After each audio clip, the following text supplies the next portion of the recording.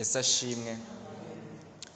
Nitwa Pacifique, ngiriwe umugisha wo kuganira namwe ijambo ry'Imana. Nari mbikumbuye ndangije nishyira kuri gahunda y'uko uyu munsi turi buganire ijambo ry'Imana. Ndabishimira Imana. Ngira ngo ikintu ntago turi butinde cyane nk'uko umwanya dufite umeze, ariko ikintu nshaka kugarukaho cya mbere ni impamvu tugomba kuba dusenga. Kenshi ikintu kituzanye imbere y'Imana gitandukanye n'Imana yakagombye kubidukeneyemo.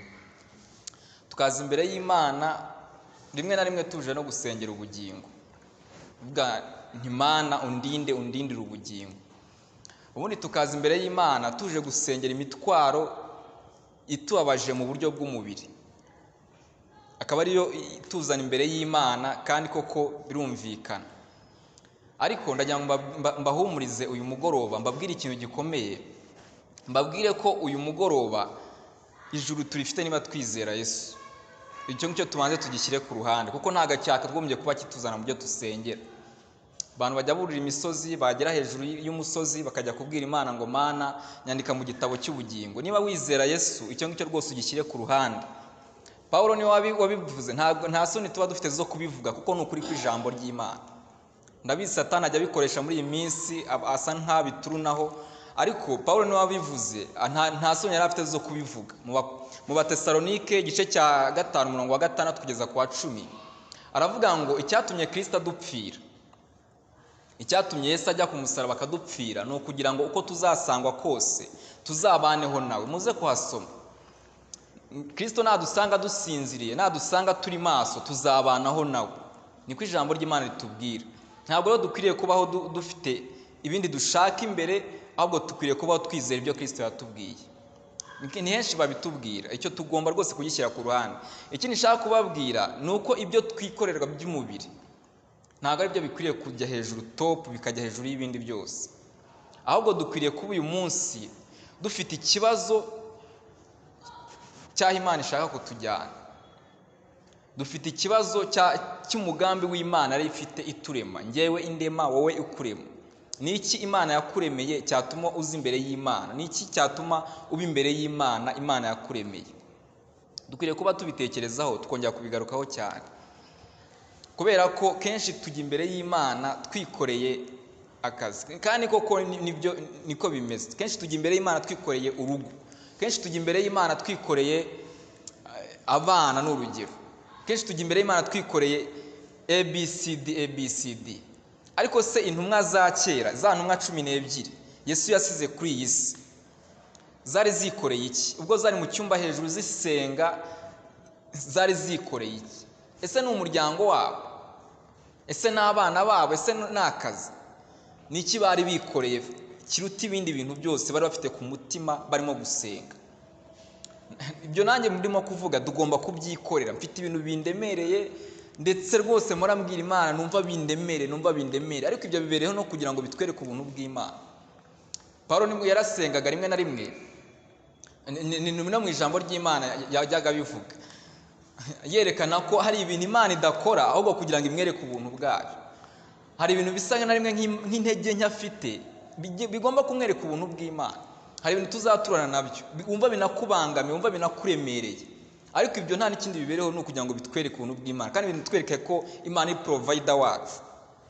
Ahubwo ndagira ngo mbibutse umugoroba, tukwiriye kubaho tutarimo gukina n'icyubahiro cy'Imana. Reka nkubwire, niduha Imana icyubahiro nk'uko bikwiriye, ugaha Imana icyubahiro nk'uko bikwiriye, uzabona n'ibyo utateganyaga.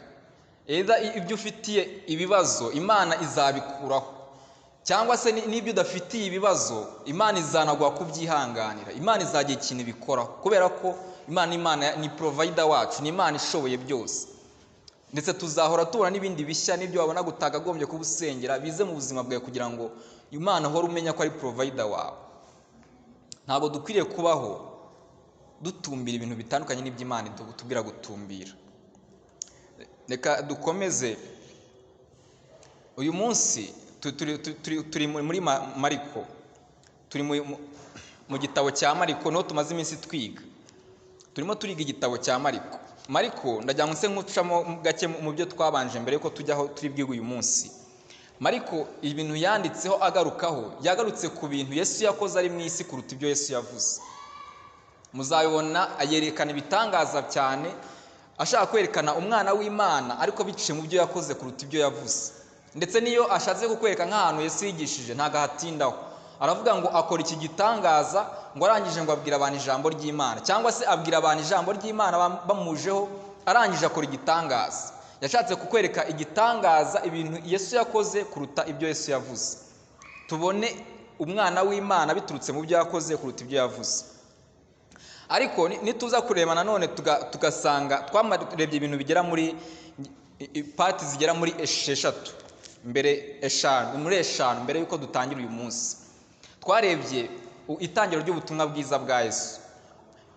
Mariko abigaruka harimo kuvuga ngo itangiro ry'ubutumwa bwiza, dore intangiriro y'ubutumwa bwiza bw'umwana w'Imana Yesu Kristo. Ku murongo wa mbere mu gice cya mbere atwereka Yesu koko yahanuwe. Yohana yaraje aza muri iyi si abanza kwerekana koko Yesu. No mu buryo bw'umubiri nta muntu wakagombye kuba ugiye n'imbere y'Imana ukajya mu rukiko, nta muntu wakireguza rwose ngo avuge ngo Yesu ntiyaje, kubera ko Yohana yagize igihe cyo kubivuga, intumwa zigira igihe cyo kubivuga, abahanuzi bagira igihe cyo kubivuga, bigaragaza ko Yesu koko yari yarahanuwe. Ni itangiro ry'ubutumwa bwiza. Tuza kureba ikindi twarebye cya kabiri, twarebye icyo Yesu, umurimo w'Imana wa Yesu niki cyari imbere kuruta ibindi byose, byari ukwigisha. Na occasion na opportunity y'igitangaza cyabaga kigamije kugira ngo cyigishe abantu. Ntago Yesu yajyaga rwose ntago yabaga afite ibintu bitandukanye nuko Yesu yagombaga kuba yigisha abantu. Ku isabato agapointinga ku isabato, ndetse no ku bafarisayo agakora igitangaza nyine akabwira nk'uwagikoreye ngo genda ujye mu rusengero wiyereke abatambyi ubateguze ubabwire ngo ni wa wundi ubikoze, wa wundi wagombaga kuza. Yesu yakubye yakoze byose byabaga bigamije kugira ngo byigishe abantu. Twaje kureba imyumvire itandukanye ku isabato. Isabato icyo yari ishatse kuvuga n'icyo abantu bategeza ko igomba kubivuga. Abigishwa abafarisayo batekereza ko ishobora kubivuga iki ngiki, ariko Yesu akababwira ngo isabato ivuga iki ngiki. Twaje gusanga Yesu ari we sabato yacu.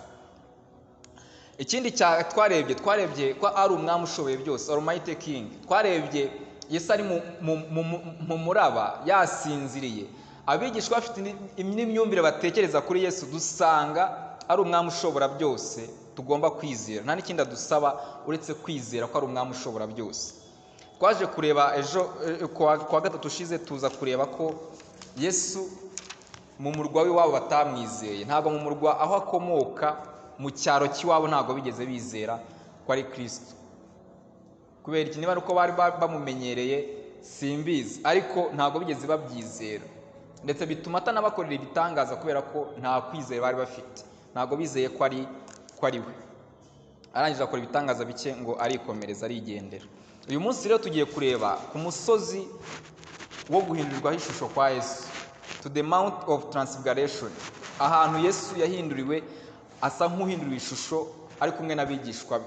Turaza kureba muri Mariko ibice 8 guhera kuri 31 ku murongo wa 9 kugeza ku murongo wa 20, kugeza ku gice cya 9 n'umurongo wa 29. Reka ntabwo turi buze gusoma ibice byose kubera ko dufite iminota mikeya. Turaza kujya dusoma hano tugiye kwiga gusa. Hari ibintu nshaka kugarukaho navuga ni key points.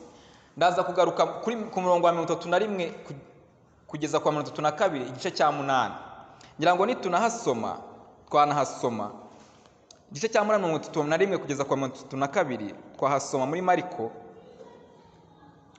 igice cya 8 umurongo wa 31 kugeza ku 32. Haravuga ngo ahera ko abigisha uburyo umwana w'umuntu akwiriye kubabazwa uburyo bwinshi, akangwa n'abakuru n'abatambyi bakuru n'abanditsi, akicwa, hashira iminsi 3 akazuka. Niba mubona Yesu ikintu yarimo agamije hano, arimo aratugereranyiza Mariko ibice 8 31 kugeza ku 32. Avuga 32 avuga ngo avuga ijambo aryeruye, nuko Petero aramwihera atangira kumuhana. Iyo turebye hasi dusanga ngo aramuhana, Petero aramuhana, ariko Yesu haramubwira ati ibyo wibwira n'iby'abantu, iyo myumvire ufite n'iy'abantu. So amugereranya na Satani, ariko amwereka ko imyumvire afite ari y'abantu. Afite imyumvire itandukanye n'icyo umugambi w'Imana ushaka kuvuga. So ntabwo biri mu ruhande rw'Imana, ntibiri mu bushake bw'Imana, ahubwo biri mu myumvire y'abantu, biri mu ruhande rwa Satani. Sinzi niba iki kintu tujya tukibona kenshi ko imyumvire tugira nk'abantu yego ibiboneye. Paulo yagiye abigaruka akavuga ngo iyo myumvire isa nk'iboneye, ngo rimwe na rimwe ngo abantu bajya bihimbira n'uburyo bwo gusenga, ngo ukagira ngo ni n'uburyo bwiza bwo kwicisha bugufi rwose, ngo ariko ngo ntihimbira n'uburyo bwo gusenga, ngo ukagira ngo ni n'uburyo bwiza bwo kwicisha bugufi rwose, ngo ariko ngo ntabwo bijyana abantu mu bwami bw'Imana. Paulo abigarukaho kenshi. Bishatse kuvuga iki? Dushobora kugira imyumvire ariko idahura n'imyumvire y'Imana, tunabona iyo myumvire ari myiza. Ikindi ngarukaho, indi nkuru ya kabiri, indi nkuru iri hasi yayo, kugira ngo tuze kugira ku nkuru nyirizina y'uyu munsi. Indi nkuru iri hasi yayo ni 36 kugeza kuri 38. Ahangaha ni igihe Yesu yaramaze kuvugana n'abigishwa be, abigisha iby'inzira y'umusaraba. 36 kugeza kuri 38 atubwira ngo kandi umuntu byamumarira iki gutanga ibintu byose byo mu isi niyaka ubugingo bwe? Mbese umuntu yatanga iki ngo acungure ubugingo bwe?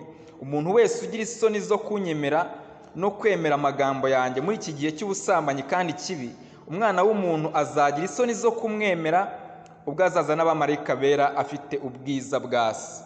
Ahangaha Yesu yakomeje ababwira abantu iby'umusaraba, ariko aberekana none comparison y'ubugingo n'ibintu.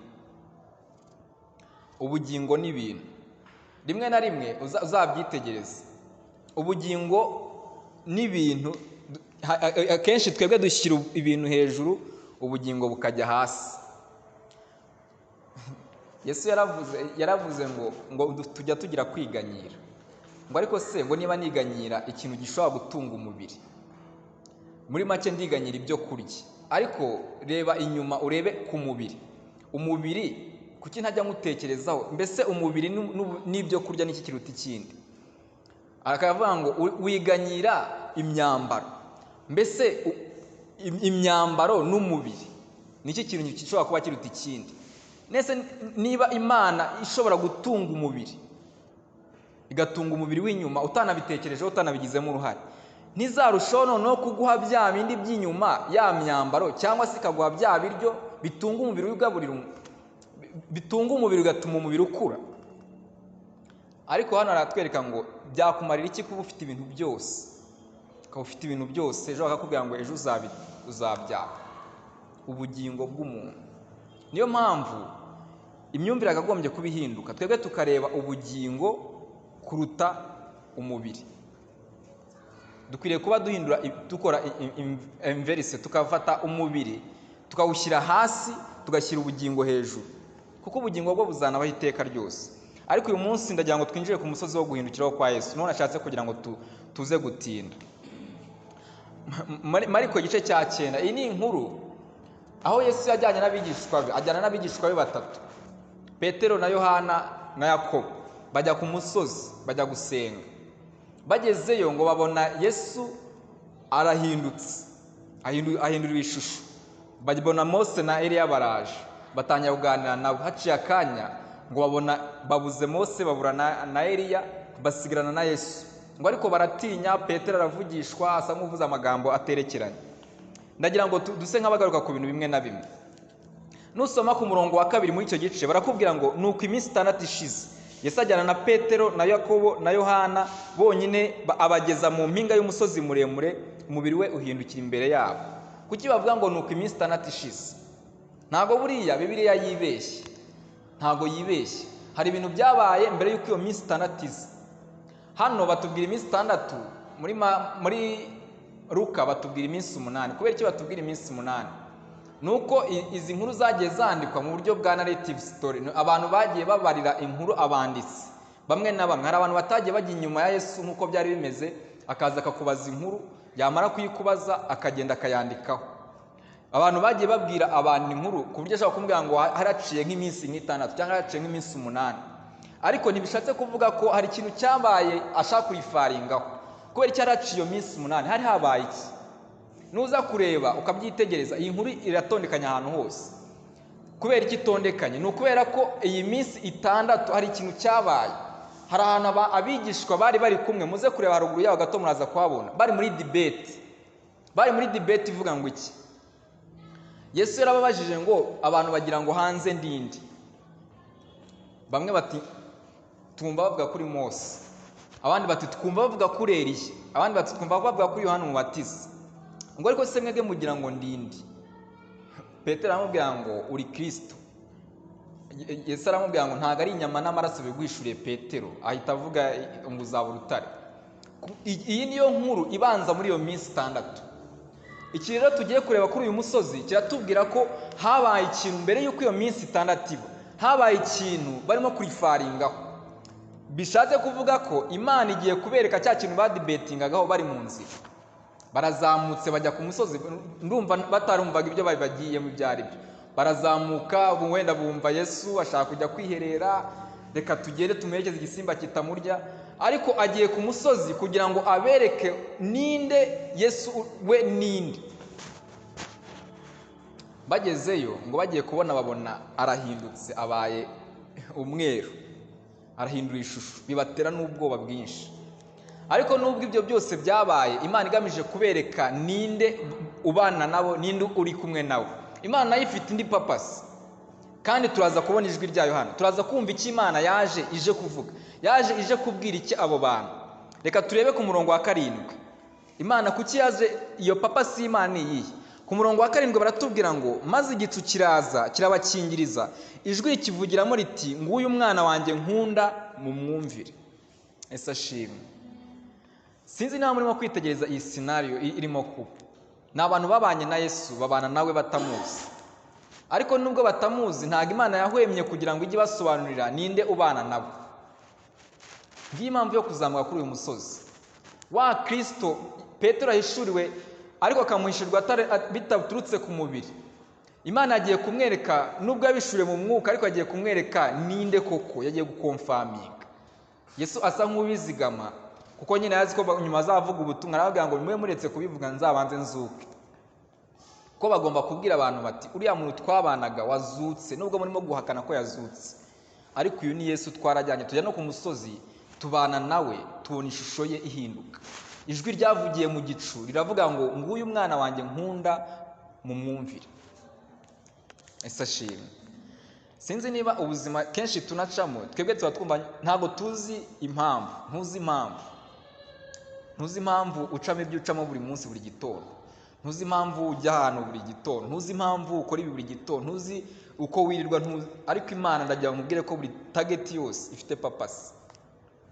Buri kintu cyose ucamo buri munsi, Imana yo ifite purpose, ifite n'iki kivugaho.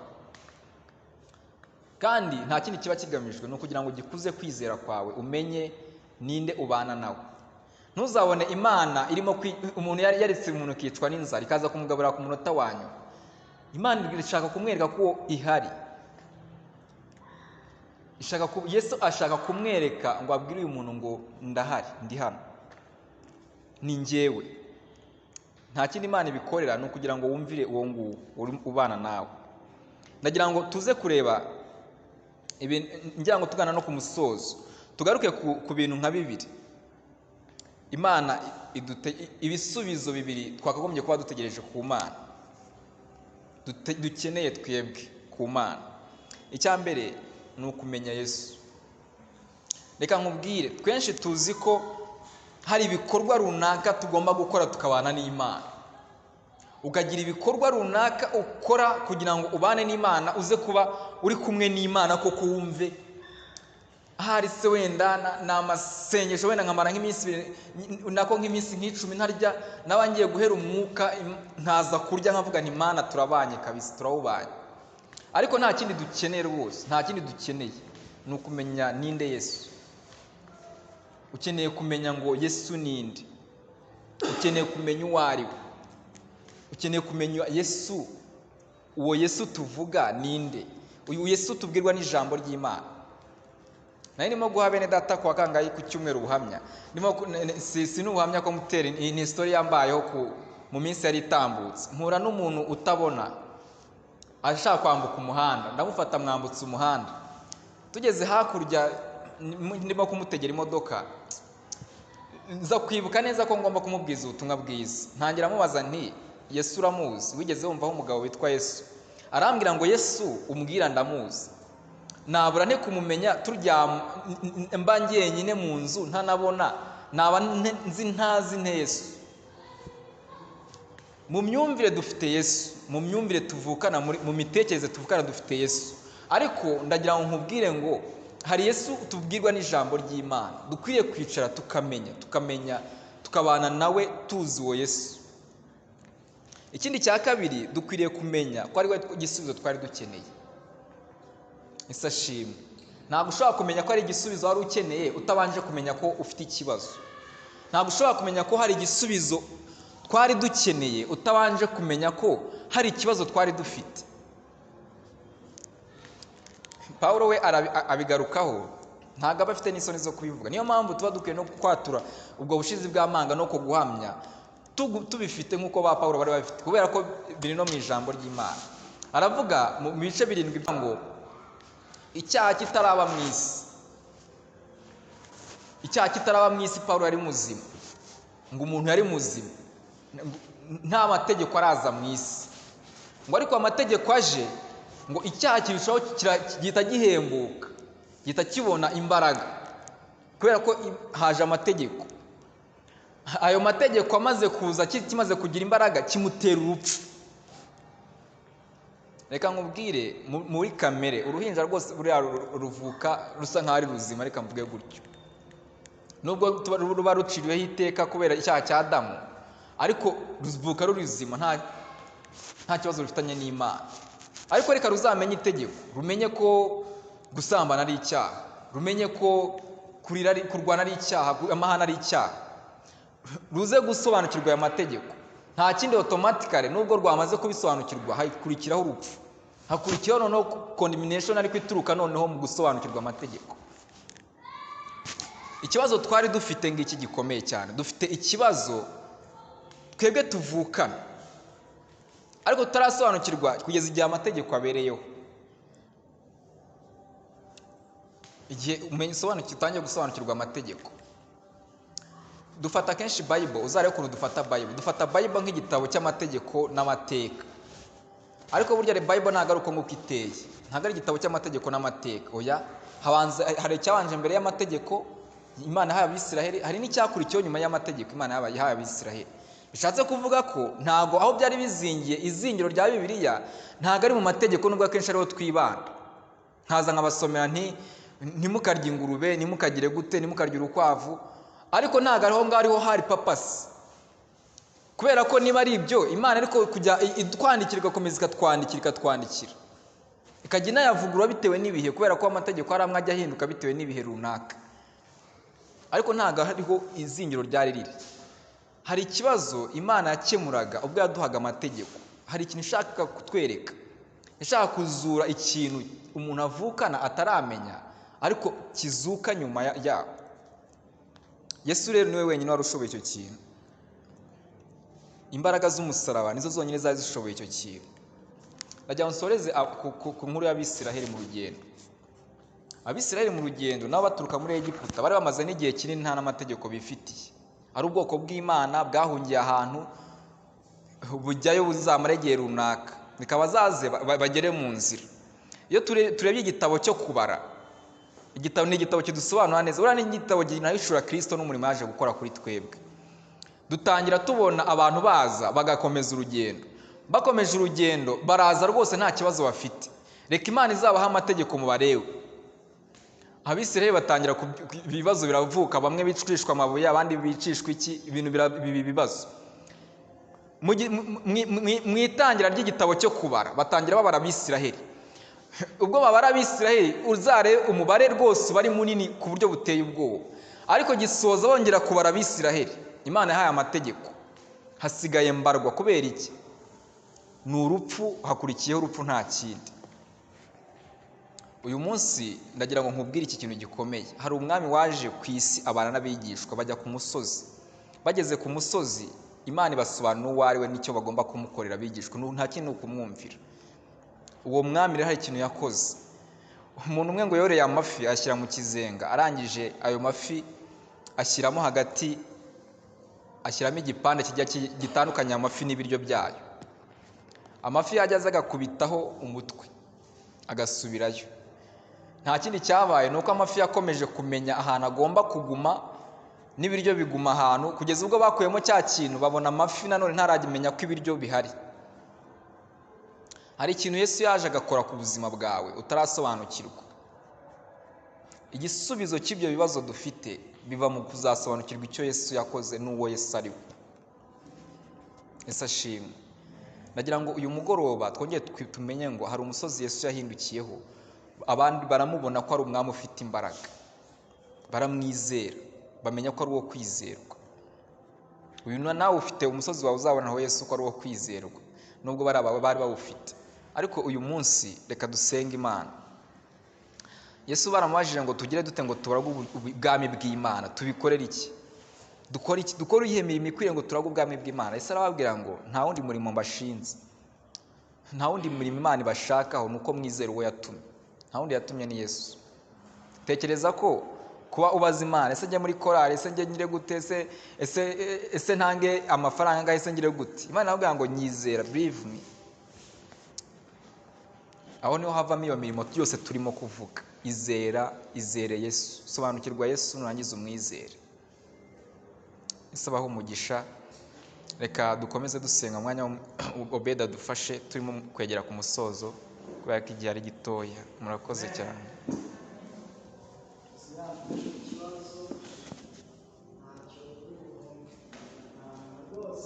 Ngo icyaha kitaraba